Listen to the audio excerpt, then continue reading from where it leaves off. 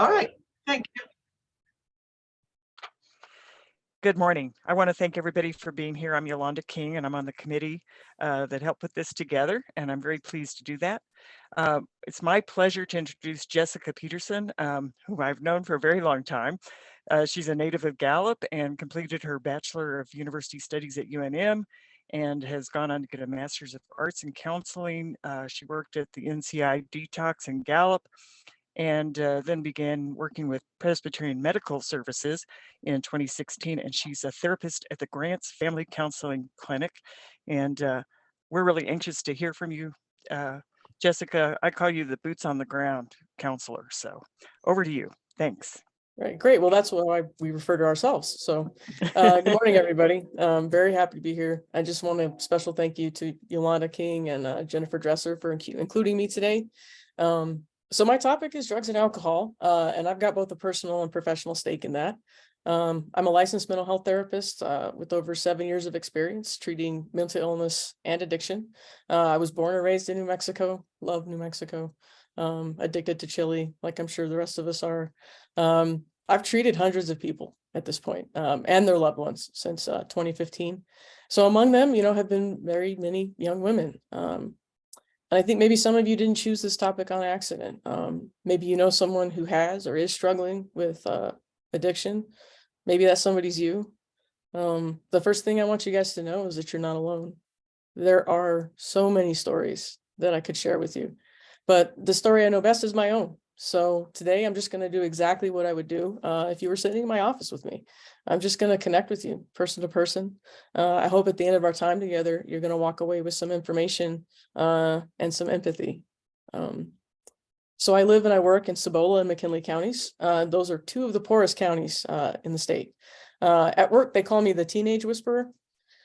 I know I would prefer something smoother, but I didn't pick it. So anyway, I got that nickname because I just have this uncanny ability to just connect with people, especially young people.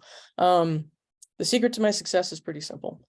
First of all, piercings, tattoos don't hurt. Young women tend to relax when you look like their parents' worst nightmare, so that kind of wedges the door open for me a little bit. But basically what I do is this thing called, I practice unconditional positive regard. And that means I accept young women for exactly who they are, exactly where they are. I never judge them. I never reject them, and I never give up on them. So I just want to clarify a little bit of the language that I'm going to use today. We'll need that second slide. I do have a copy here. All right. So some useful terms. These aren't like scientific. These are just words that I've come to use over my experience.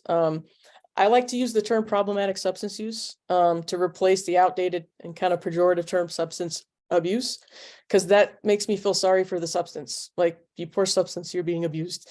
So no, I prefer problematic substance use. It's just a little more neutral. When I say addiction, I mean dependency on drugs, alcohol, or both. Okay. And dependency is marked by cravings, tolerance, and withdrawal. Okay. So those are the things that make up dependency. When I say recovery, what I mean is improved quality of life and circumstances as a result of maintaining abstinence, making healthy choices, right? When I say abstinence, I'm talking about at least 1 year of not using drugs, not drinking alcohol, okay? So I'm going to give you guys like a crash course on addiction. If a young woman has a mental health disorder like depression, PTSD, she is more likely to develop problems with substances. And the reverse is also true. Chronic problematic substance use eventually will take over a key biological function. All right. Much in the way that cancer hijacks the body's cell replication, addiction hijacks the body's reward system. All right. So as humans, we derive pleasure from eating healthy food, social relationships, using the restroom, reproducing, all that good stuff, right? So this reward system is the thing that motivates us, and it's the thing that drives us. So crossing the line from problematic substance use to addiction, it's different for everybody. Every young woman is going to have a different path. But once that happens, it can't be undone. We've got a saying in recovery that once you're a pickle, you can never be a cucumber again. Okay, like, so once you're an addict, you're always an addict. If you're dependent, that young woman's choice of substance becomes equated with her survival in her brain. It surpasses all other needs. Okay, it's like drowning and needing to breathe. The drive to satisfy a craving can be just as intense. The young woman is no longer able to stop on her own, and she's going to need help. While all the paths to addiction are different, there's one thing that I say that's true for every single person. No one recovers alone. Everyone needs help, myself included. So, addiction has disastrous consequences. I think we know that. They impact the addict as well as the people in the community around that addict. Ripples of their bad choices, they can fan out like waves, and they end up costing us two things we can never get back once they're lost. And that's time and lives. Problematic substance use is crippling New Mexico. More and more young women in our state are turning to drugs and alcohol. And I want to help you guys understand why. The top 3 risk factors for developing problematic substance use are going to be family history, poverty, and childhood trauma. Okay. So the last thing I want to do is bore you guys with a bunch of, graphs, numbers, and statistics, but here are some statistics. So if we start with third slide. All right. So I got all of this information from the Program Evaluation Unit Legislative Finance Committee. This is from 2021, and this covers substance use disorders treatment and outcomes. Okay. So the very first page says drug overdose and alcohol-related deaths in New Mexico reached all-time highs in 2020. And I can guarantee you in the past 2 years, they've gotten higher. In 2020, there were 1,770 alcohol-related deaths and 766 overdose deaths. That's double the national rate for alcohol, and that is 40% higher than the national average for overdose. So the CDC recommends prevention strategies, right? That strengthen economic support to families, ensure a strong start for children, teach parenting, relationship skills, as well as treatment, right? These things reduce the short-term and the long-term harm, right? So the next slide, what they discovered is that the most severe consequences of substance use disorders continue to worsen despite increased access to services. That indicates that treatment is essential, but it's an incomplete solution. The state must also improve its prevention and early intervention programs, okay, particularly those that can address the complex underlying causes of substance use, including poverty and childhood trauma. I want you to remember those two things, poverty and childhood trauma, okay? So the substance use disorders, they play a significant role in some of New Mexico's most troubling and persistent social issues. Child maltreatment is probably the number one that sticks out. In 2019, the Children, Youth, and Families Department, or CYFD, they found that alcohol use, drug use, or both was a factor in 64% of substantiated cases. So the thing that really stood out when I read this report is on the front page of it, they had this little cutout, right? And it's the next slide. It's called the health note, right? And what it said, it bothered me, to be honest. It says, the report found that pervasive stigma prevented the state from effectively addressing substance use, creating ambivalence where action was needed. The money's there, people like me were there, but because of shame and guilt, enough people aren't getting the help. And that's kind of sad when you think about it. So guys, that is the barrier that I want to break through with you guys today, right? I want you guys to rid yourself of that ambivalence, and I want you guys to care, right? So the following information is going to dispel the myth that addiction itself is the problem. Addiction's not the problem. It's a symptom of the problem, all right? So the next slide. So these next slides are pretty important. I got these from the 2022 Kids Count Data Book, 2022 State Trends in Child Wellbeing. So this is going to cover those underlying causes that the state was talking about earlier. So unfortunately, New Mexico is dead last, number 50, when it comes to overall child well-being. So there's 4 factors that give us that abysmal ranking. Okay, the first is we're 48th in child economic well-being. So this includes things like children living in poverty, children whose parents lack secure employment, children living in households with a high cost burden, like exorbitant rent, and teens in school and not working, right? The second factor is New Mexico is dead last again, number 50, when it comes to child education. This includes 3 and 4-year-olds not in school, 4th graders not proficient in reading, 8th graders not proficient in math, and high school students not graduating on time. I can't tell you how many young women come into my office and they do not have a high school diploma or a GED. It's very difficult to find work without at least that basic document, right? All right, so the next slide is going to cover the next couple of causes. So the third factor is New Mexico's 39th in child health.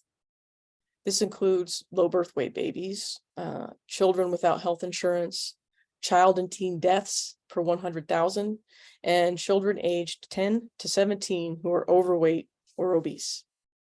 And the final factor, number 4, New Mexico's 48th when it comes to family and community environments for children. This includes children living in single parent homes, like my child, children in families where the household head lacks a high school diploma, like I mentioned before, children living in poverty areas, I hear poverty again, and teen births per 100,000, so teen pregnancy. So unfortunately, for young women in New Mexico, they are at a greater risk for addiction simply because they are young women living in New Mexico. Young women who become addicted to substances, they're not the problem either. They're a symptom of our problems as adults. So the next 3 slides I'm going to share with you guys, they could literally help you save a young woman's life. So the life-saving tips. So I'm going to cover alcohol first. No other substance is as dangerous to withdraw from than alcohol. Withdrawal from alcohol can be fatal. If a young woman is physically dependent on alcohol and suddenly stops, she risks having a heart attack or a seizure. Alcohol withdrawal disrupts electrical activity in the heart and in the brain. A young woman can get so used to functioning with alcohol in her system that her body and brain, they become unable to function without it. Always turn an intoxicated young woman on her side to prevent aspiration. When people are intoxicated and they vomit, they can inhale it. People die that way. The most dangerous time period when withdrawing from alcohol is 12 to 72 hours after the last drink. Go to the emergency room, go to a detox facility, get medically supervised withdrawal. If you know somebody who's withdrawing from alcohol, encourage them to get medical care. Okay, it can be fatal. I've seen it happen. I worked in the detox. So alcohol is probably the #1 problem in New Mexico just because it's legal and it's socially acceptable and available.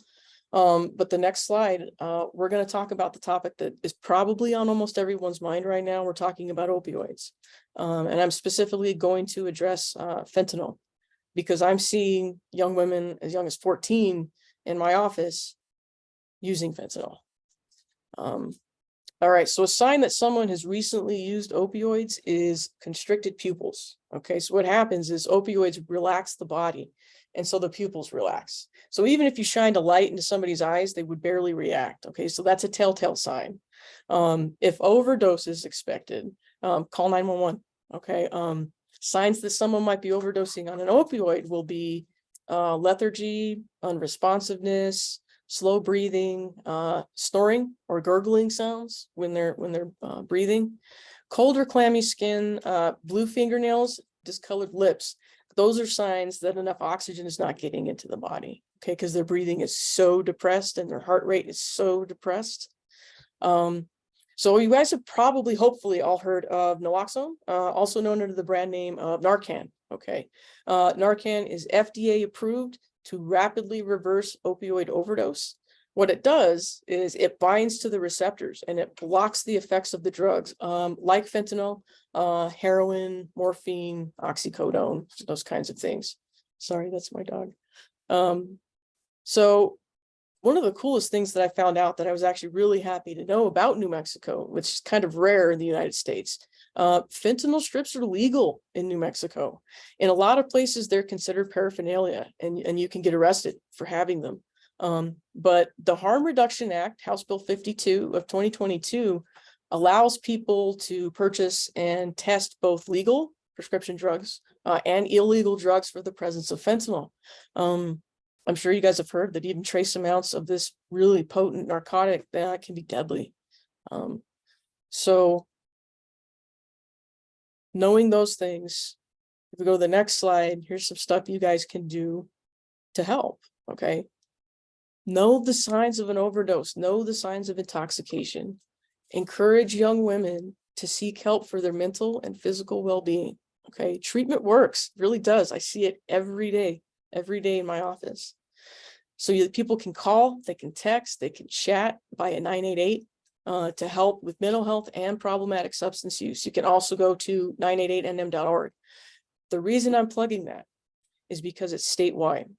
And no matter where you call from, they can direct you to services in your area, because they definitely vary from county to county. No county has the same services available for people, okay? So what I want you guys to help me do is to fight the stigma. If we fight the stigma, we can save some lives. So, okay. So I promised you guys I would share my story with you. So what happened with me? If you believe the family mythology, which I choose to do because it's funnier, I took my first drink at age 2. Any of you who have kids, have children, you remember what it's like with a toddler, right? Like there's not a lot of alone time happening then. So my parents decided to go out for dinner and they took me along. They sat down, they ordered some wine and they started talking. And anyone who has a toddler, you know that sound that we all fear? Silence. They looked over and there I am, passed out, and both of their wine glasses were empty. So I don't know, that might lend itself to the idea that some of us are born like this, right? So the first time I actually remember sneaking a drink, I was 9 years old. It was a can of Budweiser beer, and I also took a Marlboro Red cigarette from my grandfather. By age 17, I was using substances every single day. I did almost anything I could get my hands on. I come from a loving home. I graduated in the top 10% of my class, was a member of National Honor Society. I played varsity soccer. I even played trumpet in the band. I spoke at my high school graduation. I tested out of my entire year, freshman English. You know, I've been awarded a scholarship to UNM. On paper, everything looked great. Unfortunately, I flunked out my first semester. I ended up dropping out of college completely without finishing my degree. I went to rehab at the behest of my psychiatrist in 2003, but I left after 3 nights. In 2004, I moved to Houston, Texas. I got married. I spent the next few years waiting tables. Then in 2008, when my ex-husband, he physically assaulted me, I returned to New Mexico with my 2-year-old child. It was the summer of 2009 when I was charged with DWI. I was drunk and high after leaving the bar, passed out behind the wheel, and I hit a parked car, which was thankfully empty. I fled the scene in my smashed up vehicle, I might add. I made it home, I parked, passed out again. I was arrested in my driveway. My mugshot was on the front page of the local paper. It was a very public, very humiliating fall from grace. I was in a small single jail cell when they told me I was being bailed out. And I was confused because I've been segregated because I was combative, so I was alone, and I refused my phone call. So I said, well, who is it? And the police officer said, your father. And I said, put me back in. I said, I would have preferred, literally preferred, to stay in that jail cell than to see the look of disappointment on my father's face. because I will never forget it. He didn't speak to me the entire ride home. I embarrassed my family. I hurt my father's reputation. I lost time with my child. And I made everybody who cared about me sick with worry. A few days later, I went to rehab. I completed treatment. I drank the day after I got out. I was never a street addict. I never committed major crimes to support my habits. But I was a liar, a cheater, and a petty thief. I went in and out of jail before I was finally able to finish probation in 2011. But my drinking continued for 8 more years. I want you to remember your impression of me right now, and I want you to hold it in your mind, because I'm hoping by the end of the story, it will change. So everything I've told you is public knowledge. Much of what follows, I've never spoken about publicly, but I believe that visibility saves lives. So that's why I'm up here. I'm speaking for all those young women who can't. So if I wasn't raised in poverty and I come from a loving home, why did I become an addict? Just like the stories I hear from young women in my office, the answer to that is complex. But when I was 16, I blew my knee out and I couldn't play soccer anymore. I lost that. The following year, a friend of mine was stabbed to death at a party. And not 1 month later, on Easter Sunday, my grandmother shot and killed herself. She was my person. Sometimes I still feel frozen at 17, like a part of me died with her that day. I was already teetering on the brink before her suicide, but afterward, man, I went right over the edge, Because of my substance use, I've got tremors in my fingers. I've got some problems with my memory. And in September of 2018, I was diagnosed with alcoholic liver disease. I was halfway through its progression. No one told me directly if I didn't stop drinking, I would die. But we all knew if I didn't stop drinking, I would die. And it took me 10 more months to finally stop. At the end, I was drinking half a gallon of vodka with a beer back every day. I was so ashamed of how bad my drinking had become. I quit on my own, knowing how dangerous it could be. It was dangerous and stupid. And then 1 year ago in January, my partner, who I'd been with for 10 years, quit his job and left us. I'd stopped drinking years before that, but he didn't.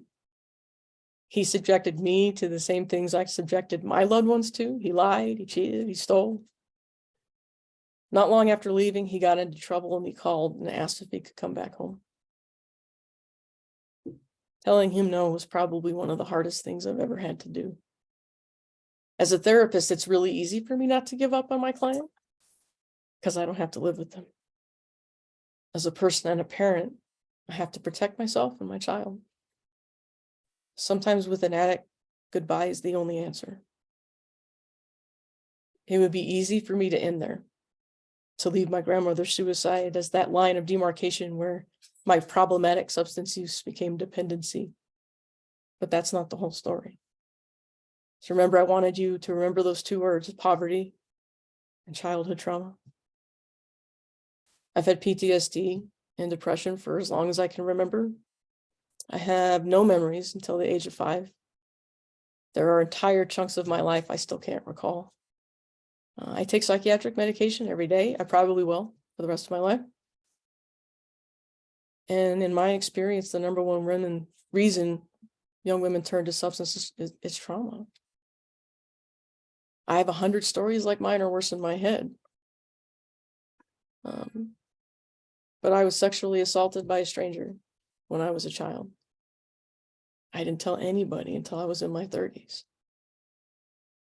So that first impression of me that you had, I wonder if it's changed.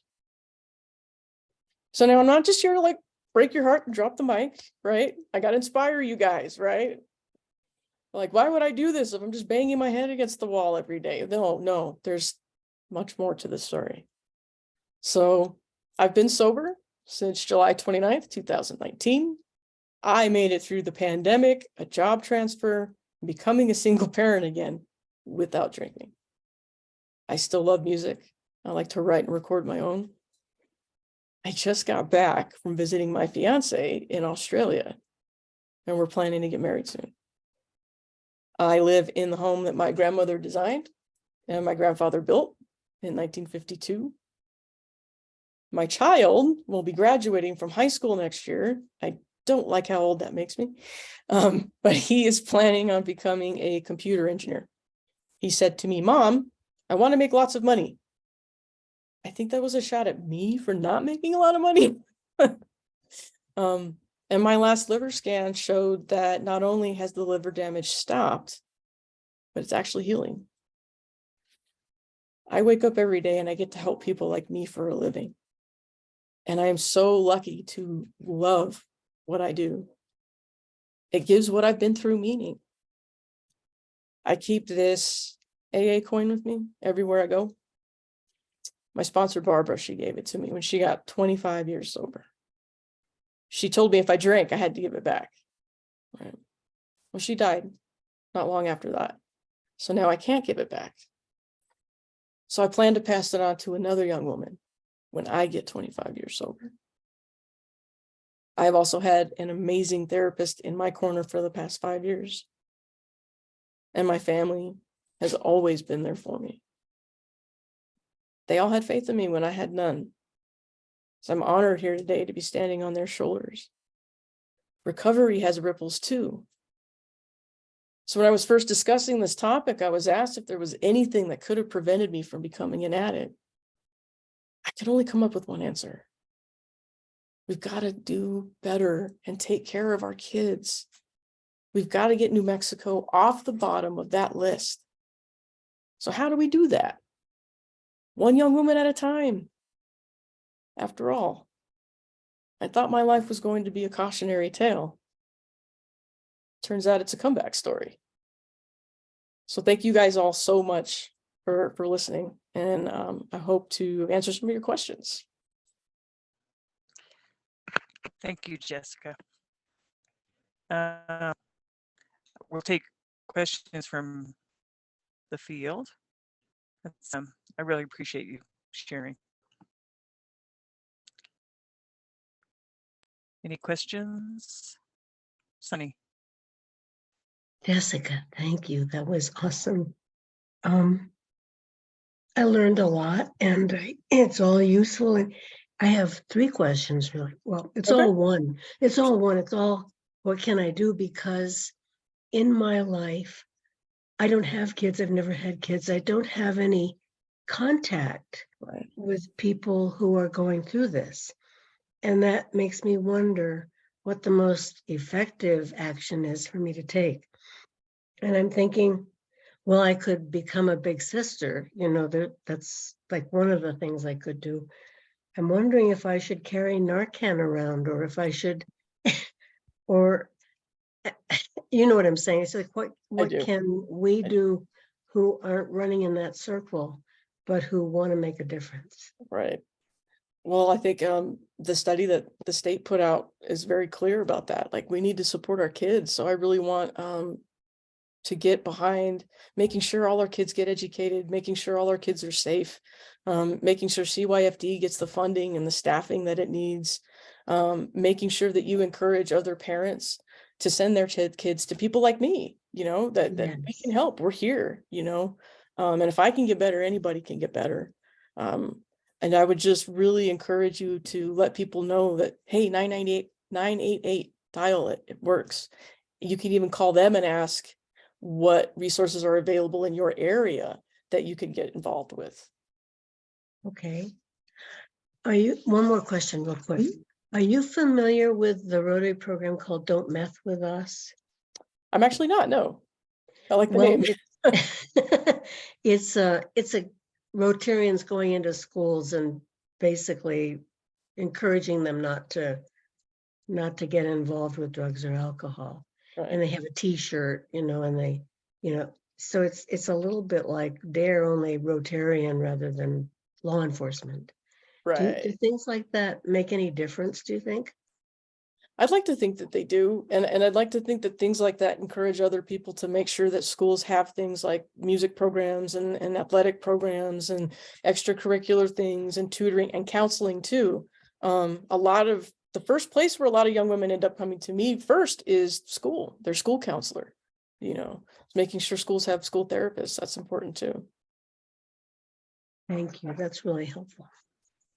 Indeed, Rotarians are really good at organizing and, putting volunteers together. And so that's one of the things we want to explore today is, are there tangible things that folks here can take back and think about what they can do in their community to help, whether it's assisting with getting additional treatment beds somehow, or supporting. I know there's a shortage of professionals. Huge. In the whole area. I mean, we are including West Texas. I don't think it's any better there. It's just a national issue. So how we can encourage, I mean, there's one group that does a nursing scholarship or scholarships, if there's some way to do behavioral professionals or some sort of scholarship. I'm just throwing ideas out there for people to think about.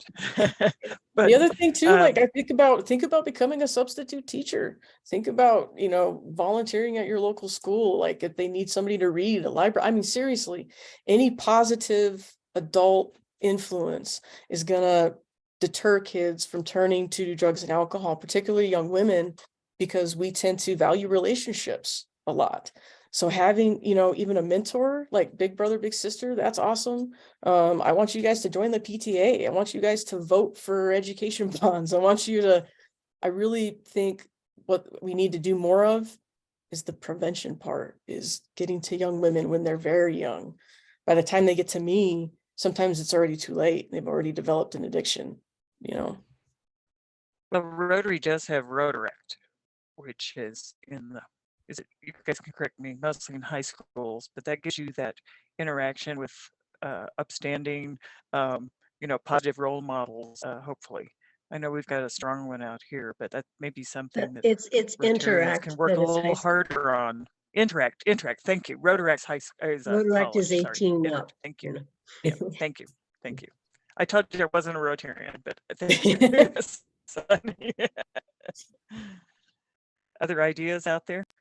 Michelle. Or questions? Sure. Jessica, well, first, well, let me give you a framework. I'm a criminal defense attorney, and these are messages from my clients. So doing the work that I do every day, specializing in DWI is so important, because I really feel like I am trying to help people one person at a time. Yeah. How do you think that the DSM criteria for alcoholism as a diagnosis fits into that problematic substance abuse, into the addiction framework? I mean, is it addiction that you believe is the DSM threshold? And is everything before that the problematic substance abuse for you, for your descriptives?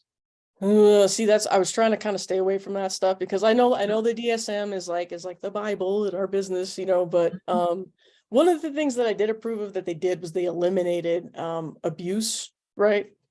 So now it's just a severe, a moderate, or a mild, and that actually covers dependency. So if it's severe, it's almost always dependency. If it's mild, it's almost always abuse. They still use those terms. I'm not a fan of them, because I think that they're negative, Sure. Okay. Um, How good do you think the county and state programs are at giving us good statistics? Do you think that statistics are missing or skewed in a particular direction? That is something that we should understand in terms of what we hear in the media? Well, that's actually a really good question, because one of the things that I ran into when I was doing research is it's very hard to find statistics on young people divided into gender. Like I had a very difficult time finding what I would consider to be reliable statistics, right? And anytime you're dealing with substance use, you've always got to consider that people are going to minimize, because there is shame attached. And in my experience, this is not scientific, but in my experience, women tend to minimize more. They tend to hide it at home more. So they tend to not get help as much. That's a barrier, I think, for them sometimes, is getting past the stigma. Because men typically get funneled into the system like because they commit crimes, right? Yeah. Thank you. So I put it in the chat, but I don't know what DSM stands for. Oh, I'm sorry. Oh, The somebody just put Diagnostic it and in. Statistic Manual. It's how we diagnose. Oh, okay, there it so- is. Yeah. Thanks, Emily. She would have been in the chat. I didn't see it in time. So kids counts I've been following for decades, and that's always dated information. So I am Yeah. sort of curious how we get current information about it, what progress we're making, because by the time we see it in kids counts, it's like 3 years old, and we don't know if we've made a progress at all over that vector. Yeah. So I don't know how we get more current information. I think they have by gender, but not sure. And I see Lois had her hand up there too. Go ahead, Lois. Yes, I was wondering, I have a 10-year-old granddaughter, and in our family, it's like we don't do drugs. She knows that. We've all quit drinking because my son was self-medicated, so the whole family is not drinking. Nice. But I'm wondering, what if when someone offers my 10-year-old granddaughter something stupid, how do you prepare her for that? Well, I mean, the first thing you do is make sure your kids are confident and they have like the self-esteem to say and stand Good. up for what they really think and what they really believe, because peer pressure is insane. I'm sure you guys remember, right? Yeah, yeah. You know, I usually just arm my kid with age appropriate information, like, Okay. because like, hey, there are going to be kids that you're going to be around. They're going to be doing this. Here's what could happen. My kid had a firsthand look, so it was a little bit different for me. Kids who aren't exposed, I think it might be harder to help them understand the dangers of it, because Yeah. kids have a difficult time with long-term consequences, Yeah, you just made me think that her best friend has 2 older brothers and an older sister, so they're kind of a rough crowd. So it's like, well, Yeah. they visit back and forth constantly, so Yeah. it's probably going to come up sometime. I'm going to say almost every kid is going to have it come up at some time, Yeah. Unfortunately, it's still pretty common for almost all kids, like overall half kids to experiment with something. That's true. We're all idiots sometimes. It's amazing any are of us make it there- out of are- our teens. Yeah. Thank you so Are there much. resources that you could give us, links or such, Jessica, so we can provide that to the Rotarians? Right. I can, For well, information, or you're talking about age appropriate material? right. Like, well, that was kind of the issue I came across as well. I've spent almost my entire career with one organization, and I've worked only for not-for-profits. And so both of those organizations, like PMS, we don't really need volunteers. We don't really accept donations because we're federally funded, we're state funded, we're involved in a lot of programs. But PMS is pretty ubiquitous in New Mexico. There's a PMS clinic almost everywhere, especially rural places. And there are people like me there. We don't turn anybody away. Insurance, no insurance, can pay, can't pay. I would really just encourage people to come to people like me, encourage them to go to clinics, find out what you've got in your area. It's different in every county.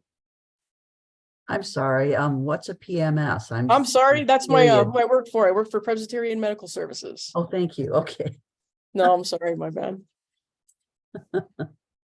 Yeah, I know there's one in Socorro that Yes. if Mexico Tech wasn't there, I don't think it would really exist, but it provides a lot of information for students.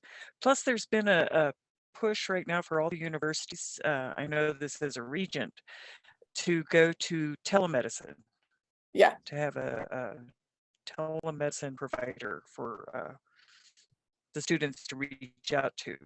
Yeah.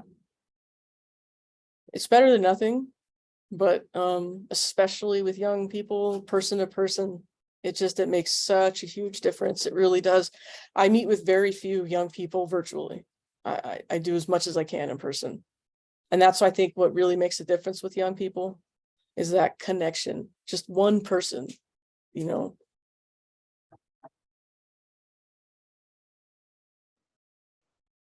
Go That's ahead, actually a really good Lois. I question. think you had I- your hand up or somebody did. I have one more question. If we don't yet have enough piercings or tattoos, do Sorry. you have particular tips on connecting? Yeah, that's a really great question too. I think the biggest thing that makes the difference for me is I just don't judge them. I don't judge young women at all. Even if they're using, even if they're making unhealthy decisions, I just don't condemn them for that. I give them the room. Like people say, oh, you need room to fail. I like to give people room to succeed, which I think works better when they know that no matter what, you're going to be there, even if they make a bad decision. Yeah. That makes a huge difference. I think a lot of the young women I work with, sometimes they tell me, you're the only person who tells me that they believe in me. And that breaks my heart, you know? So be that one person that doesn't give up. That makes a huge difference. Perfect. Good life advice for everybody, actually. Thanks. Any other questions or comments? Well, I just really think that your story is inspirational, made me cry. I tried not to cry. Thank you.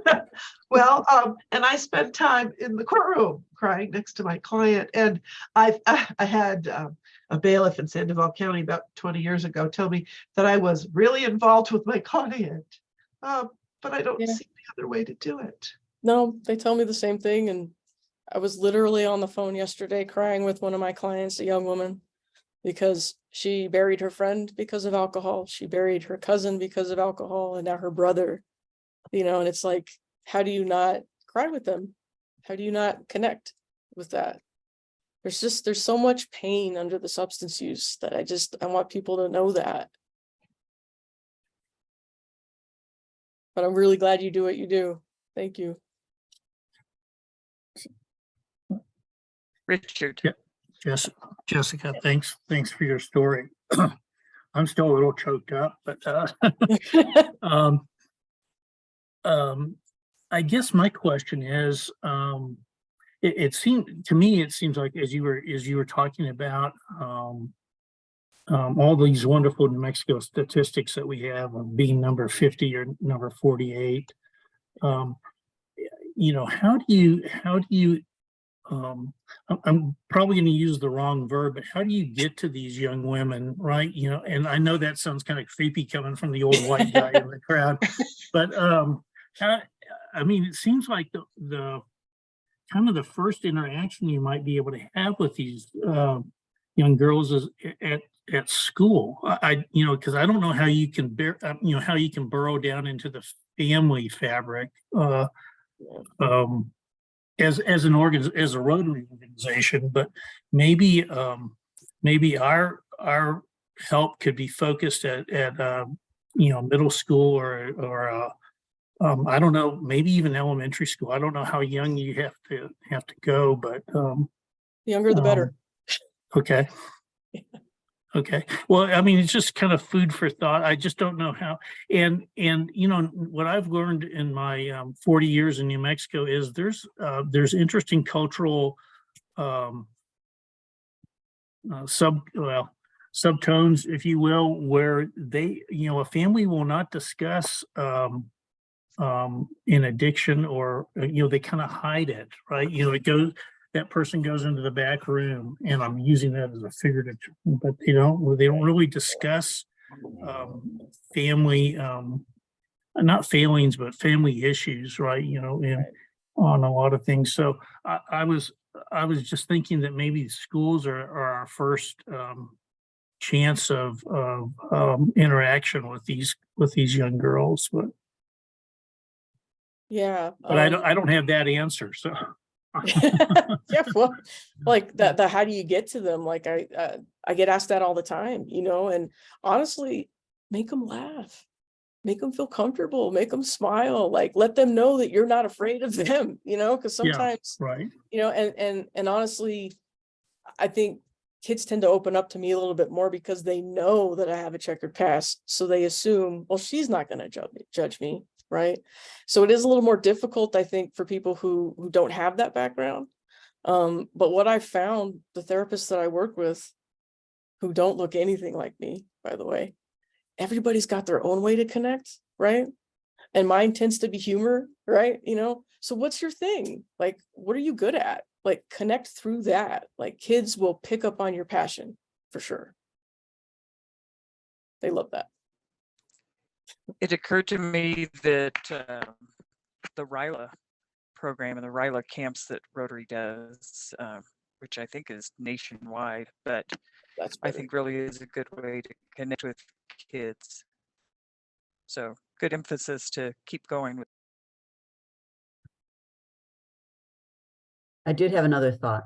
Go for it. This is a chance to mention that I volunteer with Scouts BSA, which is traditionally Boy Scouts, but we have a lot of young women in our program now too. And the whole Scout Oath and the Scout Law are about making yourself stronger, making yourself a more confident person like we were talking about. So it does give them some ammunition to just be a stronger person and not be suckered in by the other bad stuff. Right. So that's the part where we reach out to people. That's why I'm still working at it when my son is 36. Right. So it's a huge Well, thing. So it's an opportunity. I know it isn't everywhere, but it's the Right. kind of thing you can have a program. It just takes parents that care enough to show up every week. And that's the hard thing to do. When you're a single parent, you have limited time. You're working to survive. You don't have time to be doing cute little meetings once a week or go camping with the kids. So Right. it is a challenge, but hopefully there's other adults around that could do that sort of thing and help support the children that way. So Yeah. that's my plug. So I'm gonna Um, call out Bianca and Emily. Haven't heard from you guys. mm, Give thoughts. I'm listening and making lots of notes and crying. And I wanted to do this. That's my mom said she's gonna when I'm retired, she's gonna hire me out to the funeral homes as a back row crier. Make a living there. I work with the Rotary Youth Exchange program, and that's why I was interested in this. We have, you know, these international students. So our kids that come from foreign countries, typically when they're here, they're 16, 17, they're not yet allowed to drink in their home countries. And then they come here and their peers are, you know, not really allowed, but we know they're doing it. And so I worry a little bit about that. And on the other end, you know, our kids from here, you know, have kind of been not exposed to it as much maybe. And yet then when they get to the other countries, then you know, the rules and the guidelines are different. And, you know, our daughter was in Germany at 16 and her church youth group would have beer at their parties because that was acceptable. Right. So, you know, you try to protect them here and then they go there. So I want to make sure that I understand and look at what some of the signs might be, because we don't get to see these kids a lot. But when we do see them on our weekends, that I want to make sure that if there's something, you know, that I can kind of pick up on that and then maybe pull that student aside and say, Oh yeah. Yeah, there's definitely some signs. There's going to be something like a sudden change in their appearance. They suddenly cut their hair, dye it, dress differently. They suddenly stop talking to you. Like withdrawing is going to be very common because most of the time they're going to want to try to hide their substance use. right. You're going to talk to them. They're going to give you a one-word answer, you know, that kind of thing. Okay. They're going to give up activities that used to be important to them, like sports or music, friends, that kind of thing. Okay. Yeah. And just because they're smart and just because they're getting straight A's doesn't mean they won't be at risk for using substances. Watch Right. those kids too. Right. Jessica, just one quick question. I've got two friends that are are alcoholics. One's been 40, he just got his 40-year coin. Um, Well, and I know this because he asked me to drill a hole in it. He carries it on his keychain. Right. Yep. So I've been drilling holes for for like 15 years that I've known him. And his son has never taken a drink because he was concerned about like possibly a genetic disposition to abuse. And he's now the son is a very successful dentist here in Las Cruces. But I always wondered, because I watched that son grow up, because he was in my daughter's class in high school, and he was always both of them went to NMSU, and I was always watching how he very politely would refuse drinks at these occasions where I would see him. But I was just wondering, is there research into like a genetic disposition to certain substance abuses or disposition? Okay. Yeah, it's literally the #1 risk factor.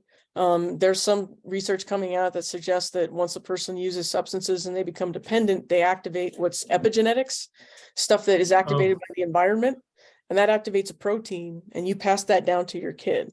So now your kid isn't destined to become an addict, but if they use that substance, it's a lot more likely because they've already got this genetic link for it. Okay. Yeah.